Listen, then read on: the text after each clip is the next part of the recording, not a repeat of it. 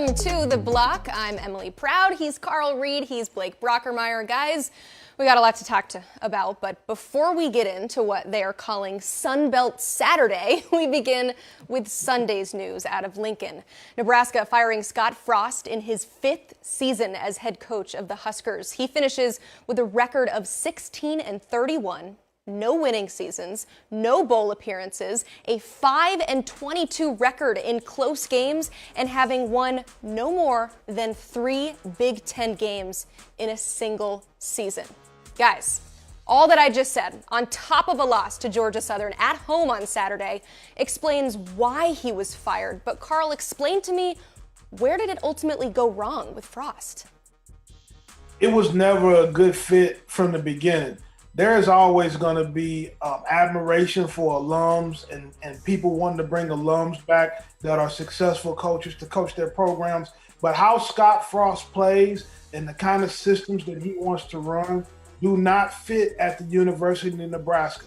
He had a ton of success at Central Florida. He had a ton of success as an OC at Oregon, recruiting great athletes from warm weather cities where they throw the ball and spin the ball around a lot. But that is not Nebraska Cornhusker football. Scott Frost was a triple option quarterback for Nebraska. That is what brought them success. Power running, elite defense. It was never a good fit. It was not a natural recruiting fit either. It just didn't work out at Nebraska, and those are the reasons why. Blake, do you believe it was never a good fit? Yeah, whenever you bring back alumni, the fan base has always loved that, but it doesn't always work out. I think, hitching his wagon to Adrian Martinez really cost him over the long haul because he didn't turn out to be the quarterback that I think that Nebraska wanted him to be. A very good runner of the football, but you got to be able to throw it a little bit if you're going to run Scott Frost's offense. So I think that they could have done better at quarterback. Ultimately losing, over 10 games with a one-score, ability to just not close on those tight games is a really odd stat for them. But they just couldn't do it, and the defense ultimately was really bad and got even worse this year. So I think some of his coaching hires he brought in when he first came to Nebraska. He brought in his entire staff from UCF, and being loyal is admirable, but it just didn't work out for Scott Frost, and he made out like with a lot of money at the end of the day, but with his tail between his legs, getting fired within a couple of games of this year. Carl, you mentioned that Nebraska got away from Nebraska football. A lot of the players playing right now on this team were not alive to see the Cornhuskers in their heyday back in the 90s. How do they get back to that? Is it more than just a new head coach? It's an administrative demonstration to understanding who you are and what you want to be. Everybody at Nebraska, I hear them all the time. They keep saying they want the Tom Osborne era. They want to be dominant the way they were. Nick Saban patterned his program and his approach off of Nebraska and Tom Osborne's program when they went and beat up on him at Michigan State. Physicality, great defense. But everybody wants that success, but it doesn't seem like anybody there wants to go back to the way that program was built. Nebraska has never been big time in recruiting during their heyday. They developed guys. They had a tremendous walk-on program. They had great linemen from in-state in the Midwest. A lot of those guys came through the walk-on program. They found option quarterbacks, Tommy Frazier, guys like him. They weren't highly rated recruits, Tommy Frazier and Eric Crouch. So the way that they played to win those championships at Nebraska, everybody wants that era, but for some reason, they don't want to go back and play that style of football and or build the program the same way around the tenets that it was built around back when Tom Osborne was running the football and dominating college football. Kids today don't understand that the way that you view Alabama today, the way that you view Georgia, that was the University of Nebraska. It was nothing like watching the Cornhuskers play. Blake, does that style work in 2022? I I think it works. Yeah. I mean, it definitely works. You've got to find the right people. Nebraska is a school that's always built their football team in the trenches. They've always had, at least not lately, but in the past, they had great offensive and defensive line. They got to get back to those ways. They've got to find a coach that can change the culture at Nebraska, which is first and foremost. And then secondly, Nebraska is going to have to really rely on the NIL and transfer portal era to rebuild their program. This is not going to be an easy fix.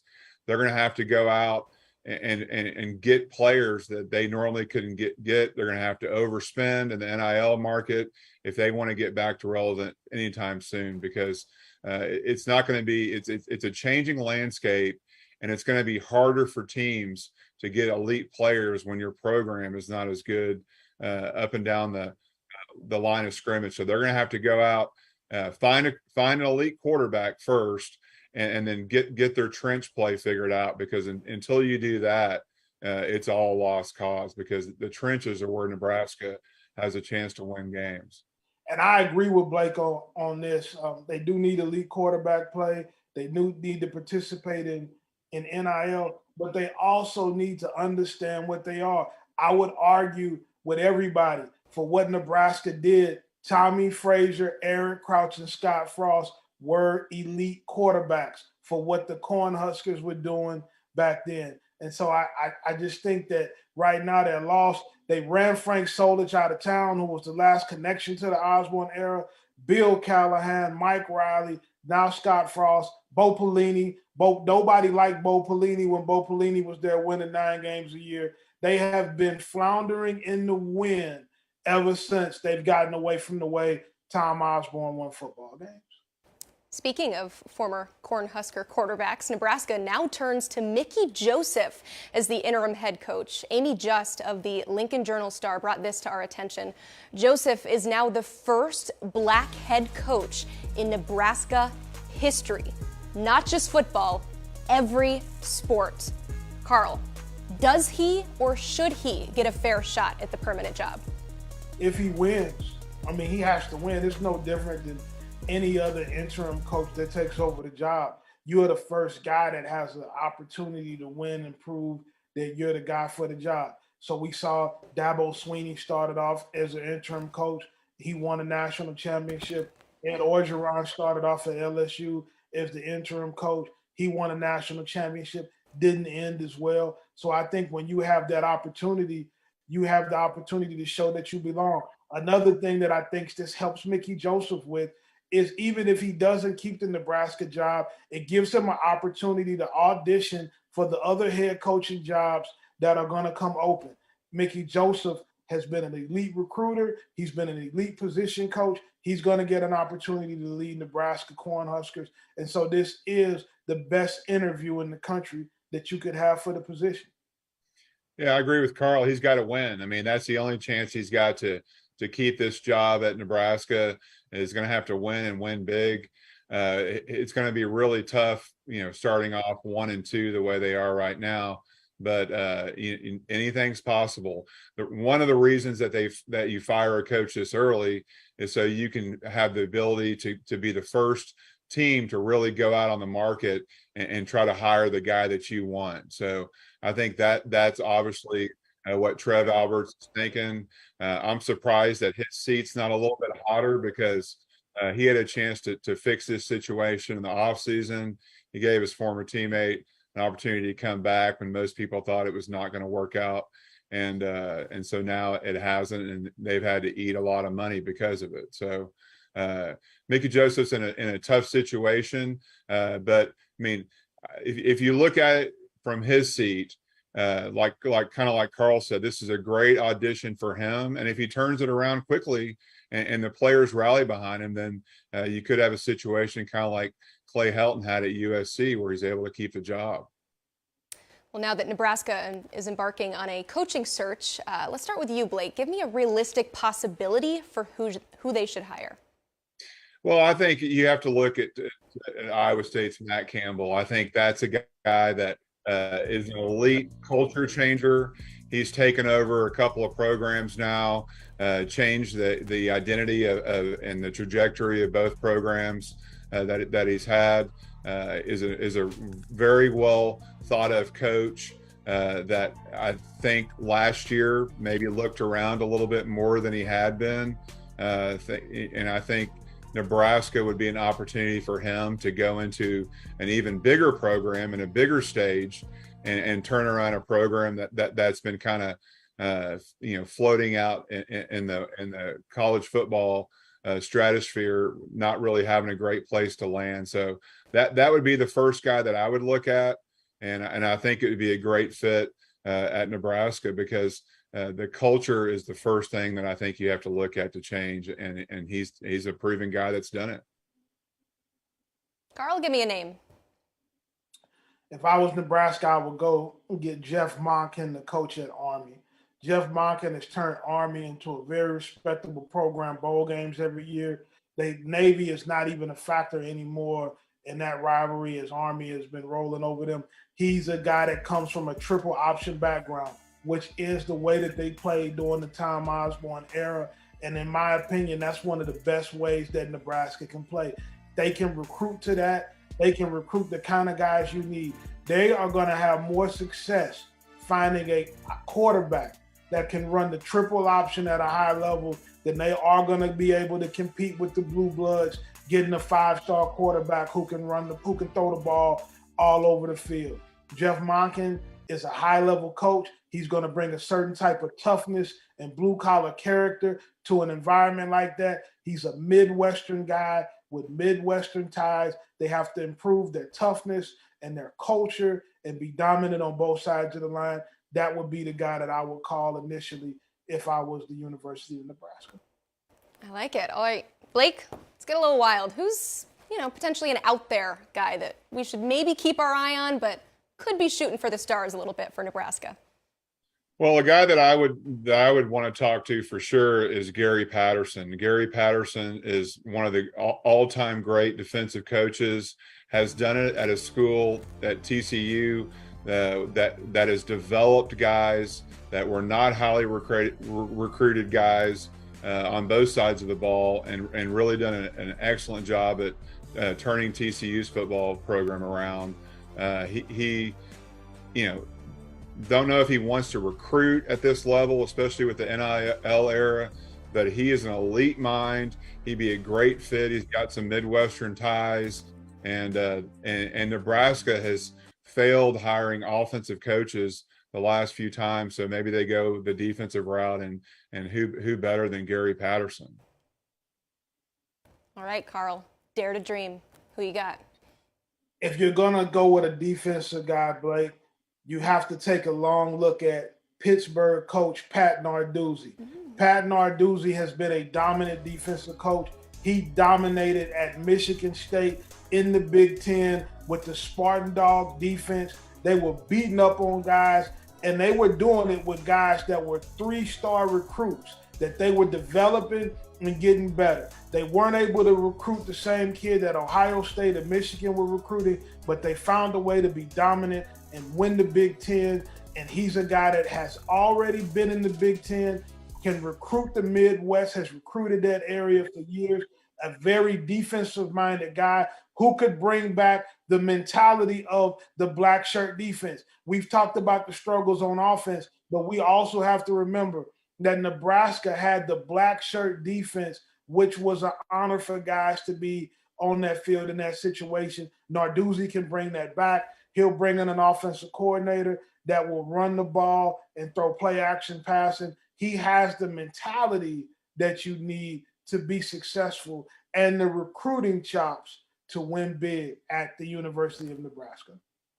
Really thought we'd see an Urban Meyer out there, but I see that a lot on Twitter right now. Talking about dare to dream, that is definitely a dream. Guys, let's switch spaces a little bit here. And time now for a Monday tradition, the good, the bad, and the ugly. We started the show on a negative note, so let's bring back some positivity to the block here. Blake, tell me something good. Well, the story of the weekend, in my opinion, was the Sun Belt Conference. I mean, to have Appalachian State go into Kyle Field with one of the best crowds in college football and whip them up front physically and win that game is truly a great story for college football. What a performance by them.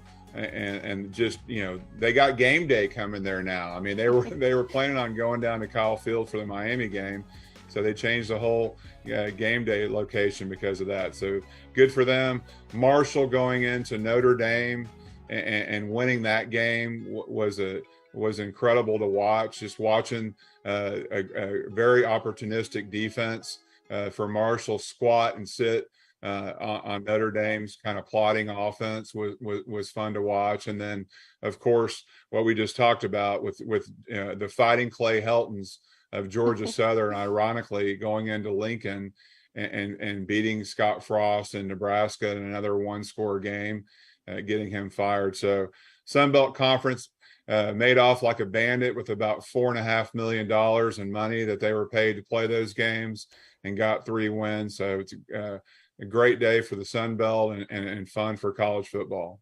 Not too shabby. Carl, before we hear your good, I want to ask you about a tweet you sent out this weekend. You said the transfer portal has actually leveled the playing field for a group of 5 schools to be able to compete in the Power 5. Does that mean we see some more Sun Belt Saturdays? Yeah, for sure. You know, you're getting guys that are high-level players that go to Power 5 schools and don't play, and they're looking for an opportunity to play right away. After you make that initial commitment and sign, and when you're looking for your second home, you're looking for a place that you can go and you can play immediately. And the guys that go into the Sun Belt Conference, that's what they're looking for. You're going to see that more and more out of the group of 5 coaches. High school coaches are consistently complaining because their kids are not getting recruited anymore for that level. Only the top tier guys have really been getting recruited. So if you're a group of 5 school, if you're the schools in the Sun Belt that Blake just named, you can close the gap with a lot of the Power 5 schools immediately. Probably can't get, you know, to the schools that are in the top 5, maybe the top 10 in the nation, but those mid-level Power 5 schools, mid-conference teams, and some of those teams that aren't as good as we may be saying they are, they can find themselves in quite a doozy with some of the talent now that these group of 5 teams have on their roster. And Carl, I think what we're seeing too, and we've seen this now for a couple of years, and the portal definitely makes this a more even fighting, field for these teams fighting these games. Is there's only a couple of really dominant teams in college football. I mean, on any given Saturday, almost anybody can win. So when you're adding a lot of talent to some of these teams that don't have the logos that everybody's looking for when they're getting recruited, you can't take them lightly, because anyone can beat anyone. And if you play down to the level of some of these teams and you're a Notre Dame or an A&M or a Nebraska, then you're going to take an L on that Saturday, because you got to bring it every single weekend. And guys don't want to sit on the bench anymore. So the days of guys sitting in Alabama and Clemson and Georgia and Ohio State just waiting on an opportunity to play, those are over. Those guys are transferring immediately, and they're going to places where they feel like they can play right now. And guess what? Some of those schools happen to be in the Sun Belt Conference. Well, then Nick Saban will get exactly what he's always wanted, some parity in college football. Carl, what's your good? My good is Iowa State and Matt Campbell. They finally got it done and beat Iowa. Iowa's offensive struggles continue, but Matt Campbell found a way to win. He's an elite culture builder. He is one of the most sought-after college coaches in the country. His name has come up over the last several seasons with several jobs. You're going to have to think about that Nebraska may give him a phone call as well. He's going to be highly sought after. But for what he's done in Ames, Iowa, for a program that's been dead for the majority of the last 30 to 40 years in college football, other than the Davis brothers when they played running back there, nobody ever talks about Iowa State. It's a great thing to see Matt Campbell and the program he's built there have success. And for right now, for at least the next 365 days, they own the state of Iowa. Well, guys, as much as we love those upsets, there was a loser in those games. So let's move on to our bad. Blake, what do you got? Well, Notre Dame. I mean, I feel like such a a dope for pumping them up last week. I was excited watching them kind of hang with Ohio State, and Carl kind of beat me up on it, but Carl was right on that for sure. I mean, Marcus Freeman now goes 0-3 to start his Notre Dame coaching career off, which is not a fun way to start off your career there, where the expectations are national championships. And their offense, which is ranked 117th in total offense, is fixing to go from bad to worse with Tyler Buckner's injury announced today that he's out for the season. So they run a very plotting offense.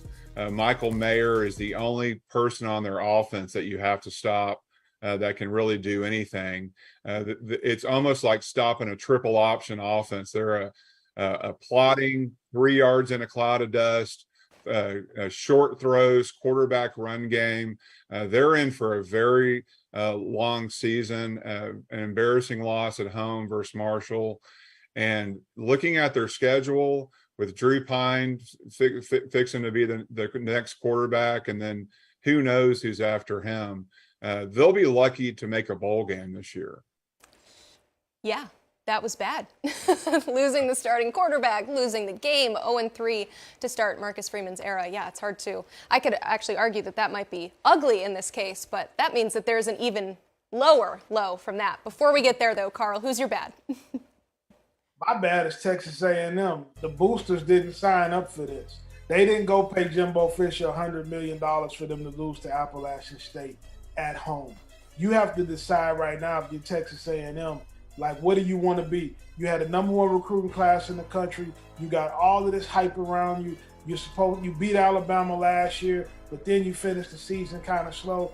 Jimbo Fisher, are you the real deal, or are you fool's gold? Are you a guy that is really a national championship quality guy, or did you just luck up because you had a generational quarterback in Jameis Winston? It seems like it's the latter right now. Texas A&M is not a part of the national championship discussion. Their coaches are getting paid more than anybody in the country. They're in the state of Texas. They had the most fertile recruiting ground. They did the most with NIL in terms of getting and targeting big-time recruits. It's time to see some results on the field on a consistent level at Texas A&M. But right now, it's not looking good. That's just a horrible, abysmal loss at Appalachian State. Yeah, it's rough, and I know we're giving the Sun Belt a lot of love for pulling off upsets, but they were not the only team to pull off a major upset, and that leads us to Blake's Ugly. Yeah, Wisconsin wins the Ugly Award for me this week. I mean, watching that game, it looked like they switched uniforms. I mean, Wisconsin's built on a brutality up front, physical in the trenches, running the football. They've got one of the best running backs in the country. That didn't get enough touches this weekend. They were throwing the ball a lot more than they normally do, which they need to do more of. But Wisconsin's not going to beat you. They're not going to beat you throwing the football. They beat themselves. They had many critical penalties, especially on their offensive line, on big plays that got called back. They lost the turnover battle. They didn't score 1 point in the second half of the game versus Washington State at home, which is really shocking. Their special teams was not good. They had a block a field goal. I think they missed another field goal. They had multiple missed tackles on defense. Just a really sloppy game. The Washington State, hats off to them. They were more physical up front, running the football when they needed to. And Cam Ward is a great transfer addition for them. Played a pretty good game, made a couple of mistakes with some interceptions, but very bad loss for Wisconsin. They got to get back to who they are. They're built in the trenches, be physical, run some play action pass when you have to, but that's a bad loss for them. Speaking of teams that did not look like themselves on Saturday, Carl, you're ugly? My ugly is the Alabama offense led by Coach Bill O'Brien. Every year when we're talking about coaching openings, Bill O'Brien's name comes up like he's some offensive genius and savant. But then the last 2 years that he's been the OC at Alabama, he has just looked completely lost at times. When Jamison Williams was injured, Alabama really struggled moving the ball last season. Now they can't move the ball against a Texas team that won 5 games a year ago, and people are saying, well, they don't have good receiver play. They don't have the receivers that they need. Alabama has been like #1 in the nation in recruiting for a decade. They just in class of 2021 signed 4 of the top 75 players in the country that all played wide receiver. There's no creativity. It doesn't look the same way it looked when Sarkisian was running it, when Lane Kiffin was running it, even when Mike Locksley or Jim McElwain was running the offense at Alabama. To me, with Bill O'Brien, they've really struggled to find an identity, whether it's run game, passing game. They've really struggled to find who they are, and that's surprising with the accolades that Bill O'Brien has received over the years as a play caller. Blake, I'm curious what you think about this. Is it scheme or is it talent? Because as we know, Alabama always has talent, but it is tough to reload. It's not Jamison Williams out there anymore. They're different receivers that Bryce Young is using this year. Yeah, I mean, I'm not going to comment too much. I've got 2 kids that play offense there, so they got a hard enough time getting on the field without me bashing the coaches. But I think the team that showed up in Austin on Saturday wasn't the Alabama standard on both sides of the ball. I think you got to really give a lot of credit to Texas, and offensive and defensively, they really had a great game plan for them. But Alabama's got to get better, and hopefully this is a wake-up call for them. All right, guys, there is a new top dog in the AP poll this week as Georgia takes Alabama's top spot. We just talked about the Crimson Tide, but I want to know who is in your top 5. Carl, get us started. Well, I still have Alabama #1, and I know a lot of people are hanging a lot on the Georgia win over Oregon, but I think that as long as you win, Texas is a tough football team. They're better than what they thought we were going to be. I don't think you move down for losing, so I'm still going with Bama. I've got Georgia at #2. They're awfully impressive. They have a game against South Carolina that the way South Carolina is playing, it doesn't seem like they'll have too much trouble in that game. I got Ohio State at 3. Ohio State is starting to find themselves offensively, and they're going to roll the way that we've been talking about them rolling.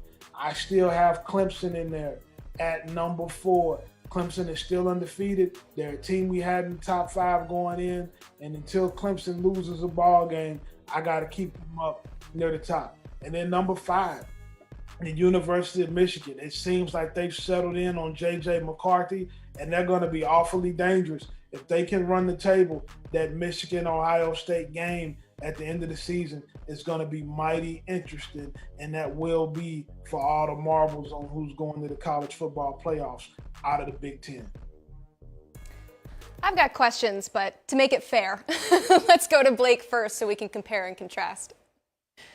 I've got Georgia's #1 again this week. I think their body of work, especially just watching them versus Oregon in a game where they were going to get tested, at least we thought they were, just dominate on every level of offense, defense, and special teams. So they're #1 to me. They're the defending champs. Should have been #1 to begin with, but they're going to have a really good season this year. I don't see them losing a game at all until maybe the SEC championship game.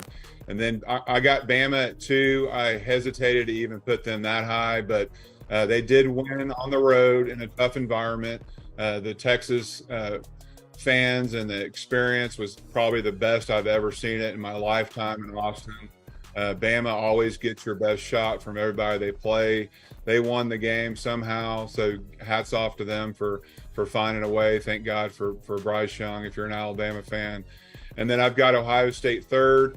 They're going to continue to get better as the season goes on. I really think their defense has improved a lot. Their offense is going to be fine. They won't be tested for a while, but they did what they were supposed to do at home, and they got the win. I got Michigan 4th.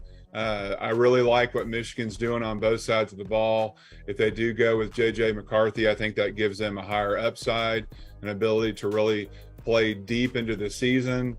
I don't see them losing a game until the last game of the season. That's going to be a great game, but you can't take anyone for granted. I've got USC as 5th. I think that with Caleb Williams, they're going to score a lot of points. They went on the road, not in a tough environment, but at least they proved they can go on the road and win a game on the road. Looking at their future schedule, I mean, really, they've got one game coming up that would really scare me if I'm a USC fan when they go to Utah in early October. But they should win the vast majority of their games, and they might play themselves into this playoff picture here if they can continue to win and stay healthy. Carl, did you consider the Trojans for your top 5? I consider them, and I think that the season will continue to play itself out as it always does, but they were just outside my top 5. Okay, so you're just going to be patient on them? Yeah, I'm going to be patient. It's a wait-and-see approach. I think that the game against Utah will say a lot about whether they're a playoff caliber team or not. They haven't been really tested yet. Is that a similar mindset that you're taking with Alabama, or do you genuinely, watching both Alabama and Georgia play through 2 weeks of this season, believe that Alabama right now is a better team than Georgia? Or do you just believe that they'll get it figured out? Well, I think that Alabama has the quarterback that's special. I think he's the best quarterback in the country, and as long as they have him, I think that they're going to win every football game that they play. I know that Texas was a little better or gave them more problems than what everybody else anticipated, but maybe Oregon wasn't as good as we thought they were going to be either. So, you have to be real careful. I don't think that guys that are number one should get dropped in the poll unless they lose a football game. I think if you're a Bama fan, the one thing that concerns you most is they struggled on the road last year, and they've got a brutal road schedule this year. They've still got to go to Arkansas, Tennessee, Ole Miss, LSU. So if their struggles continue on the road, then they're going to have a really good chance to get knocked off this year, because those are some tough places to win. And they're going to have to figure out whatever the issues are on the road games, because that's a brutal schedule if you're an Alabama fan to look forward to. Blake, how close was Clemson to getting your top 5? They were next in for me. I'm not going to believe in Clemson until I see a change at quarterback. I think if they make a change at quarterback, then I can buy in on the Clemson bandwagon. But I think right now, looking from kind of the outside in, you're looking at a Michigan, Ohio State winner, and a Clemson and or USC to possibly get in the playoff, assuming that our top 3 teams get in, which right now I'm not assuming anything is a lock besides really, honestly, Georgia. So you don't need to see better quarterback play from DJ Uiagalelei. You need to see a new quarterback play. Yeah, I need to see a new quarterback. I think we've seen what he can do. He's proven to me over the last 2 seasons that he is not the guy to take them to the next level. Maybe he'll prove me wrong, but I think I've seen enough. I think they're going to have to move on if they're going to take the next step, because their defense is a national championship caliber defense, and their schedule is definitely beneficial to them making it all the way. Carl, how do you feel about DJ? I agree with Blake on this. I think in order for them to win the national championship, they're going to have to make a change with Cade Klubnik. But Dabo has been fiercely loyal to DJU, and so I'm going to be very interested to see over the next couple of weeks how it plays out. But I think that right now Dabo seems to be very committed. He seems to be committed to DJU in a way that he wasn't committed to Kelly Bryant when they made that change, and so that's very interesting to see. But I do agree with Blake. They do have a national championship team if Cade Klubnik is playing quarterback. They got a national championship defense. I don't know about their offense, but I think their defense definitely is. Certainly. And Blake, you did say earlier in the show that you admitted you were wrong putting Notre Dame in your top 5. So just to make it even here, Carl, is there a team that's in your top 5 right now that maybe next week you're a little embarrassed that was in there? No, I don't see that happening. Good? I don't think that any of them have a game coming up that's going to put them in that position. But I also didn't think that Marshall was going to beat Notre Dame either. I just didn't think Notre Dame was a top 5 team. I didn't see that. I'm not going to say that I saw Notre Dame losing that game. You probably didn't see Appalachian State beating Texas A&M at Kyle Field either, did you? I don't think anybody did. I don't think any of us did that. And that is why we love college football. It is just week 2. And we were talking about going into this week as this is the week slate. We're not really going to see a lot of great games. And then, of course, college football delivers as it always does. And as you guys always do, thank you again for the great conversation today. That was The Block. We'll see you every Monday through Thursday at 1 p.m. on the 24/7 Sports YouTube page. Be sure to like, share, and subscribe. We'll see you tomorrow.